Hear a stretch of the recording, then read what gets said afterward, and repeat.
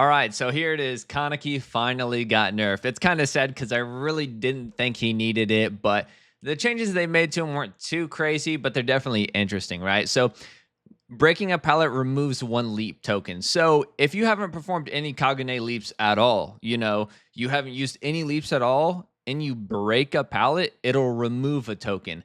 If you use two leaps while you're in enraged mode, you have a third leap, and then you break the pallet, it'll take that third leap away. So it just removes a token no matter what. This is actually pretty interesting because they're probably going to apply this to Blight and Nurse because very clearly Blight is far stronger than Kaneki and Nurse is far stronger than Kaneki. So they could definitely take away a token. Taking away a token from Blight really won't do much. I think it's zero point 0.6 seconds to get a token back, something like that. Maybe I'm wrong. I know Shredded Notes reduces it by 0.33 seconds. So maybe it's a whole second for a token.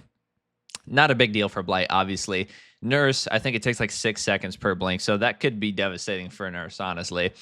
His enraged duration was reduced from 45 seconds to 40 seconds, and his perfect hit bonus was reduced from 15 seconds to 10 seconds. So whenever you performed a Kagane leap and you grabbed the survivor and hit them, you'd get the little mouse 1 prompt that popped up. If you hit it at the exact time, it would actually extend the duration that your Kagane mark lasted to 60 seconds.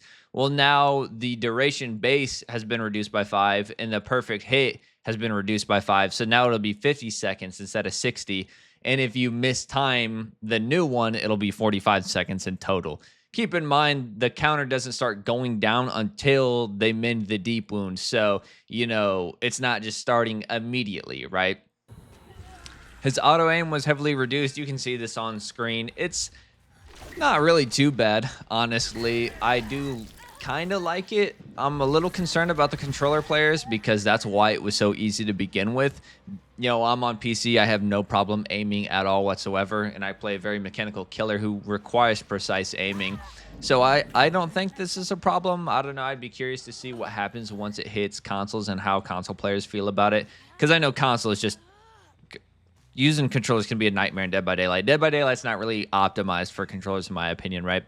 But so it was heavily reduced. So now this will actually allow you to grab onto things next to survivors instead of being forced to grab onto the survivors. So it is technically a buff if you're on PC, I guess, right? It's a nerf if you're on console.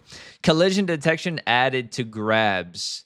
And then this person says, rightly so, this one I'm worried about given what I've seen on Reddit. I predict many frustrating denied grabs. This is kind of interesting because, whoops, my bad.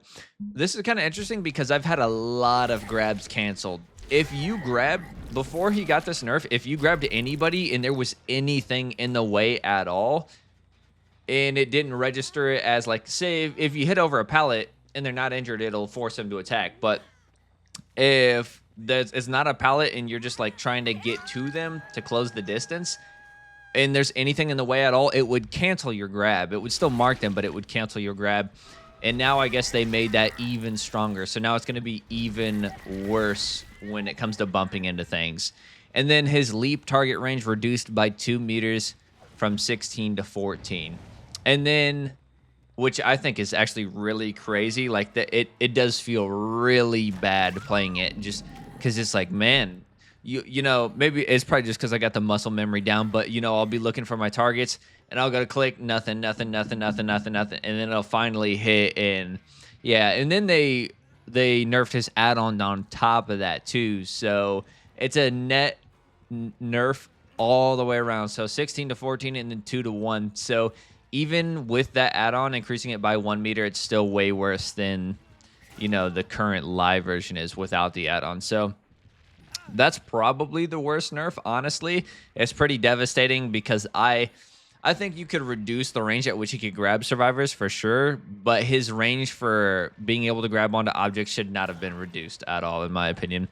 Yamamori's mask changed to make survivors scream when 40 meters away from you. Still needs reworked, in my opinion. Yeah, I mean, yeah, that's literally like... So now it's like barbecue and chili. It's still going to work great with Dead Man Switch, honestly. Still going to work perfect. Fresh coffee made very rare. Harami's umbrella made uncommon. Harami's umbrella change now adds 10 seconds to range timer on a perfect QTE. Oh, Hanami, my bad, my bad. I can't really read. But so this one used to reduce your leap cooldown by 10%. So you would leap and then you would recover 10% faster. Now that's completely gone. So he's going to recover slower. He can't leap as far. His enrage duration is 10 seconds less, and then he loses a token anytime he breaks a pallet. So overall, pretty heavy nerfs. Definitely shadow nerfs because they haven't said anything about it at all whatsoever. One of the devs do comment down here and says it's not a shadow nerf. Where's it at? Damn, I'm going down forever. This is not a shadow nerf. The changes are not live. They will go live in hotfix 2. They'll be detailed in the patch notes. It was unclear whether or not they'd be in the PTB build, and initially we're not going to be. Due to the way build scheduling works, hence not included in the PTB patch notes. That's a very long, exaggerated way of saying it's a shadow nerf. You didn't announce the nerf, and you nerfed him, so you know what I mean. And while we're at it, I wanted to go over real quick the quest system. I forgot about that. I actually do like this quest system a lot. So here's the new quest system. It's right on the main menu. You can see the Rift Pass and then the quest and then the store. But in the quest, you got your little Rift Pass section for your Rift quests, your daily quests, and then the milestone quests, which are like your longer ones. I almost don't like the fact that they're called quests. I kind of would rather than be called rituals, but you can see, there's the survivor and the killer, complete one trials. These are the daily ones. These are super simple. So a lot of these are nice because it doesn't force you to play a killer anymore, so that's cool. I think survivors will really appreciate that. But then you can go to your milestone quests. The daily quests are absolutely horrifically awful. They give you 2,000 blood points, 2,500 blood points, but the milestone quest will give you like 20,000, and the higher you go up, the more blood points you'll get. The first match I played using this quest system, I completed like probably 15 quests, and I got like 300,000 blood points. And then the next match I played, I completed another 10 quests and got another 200,000 blood points. But it is really nice. You can see right here, you can pin quests too. And pinning these quests, okay, I don't know why this one's not pinning. That's weird. This one's pinning though. You can pin these quests, and when you pin them, you get to see them in game. So at any time in game, you can press the escape button and see your quests wherever, which is kind of nice. But yeah, overall, I think a lot of these things have been a net positive, honestly, when it comes to like the UI and the quest change and things like that. But the haste hindered stacking still trash. And unfortunately, Kaneki got nerfed. So we'll see how bad he is. But yeah, that is it for this one. Thanks for watching. Like, comment, subscribe to that good stuff. I'll see you guys on the next one.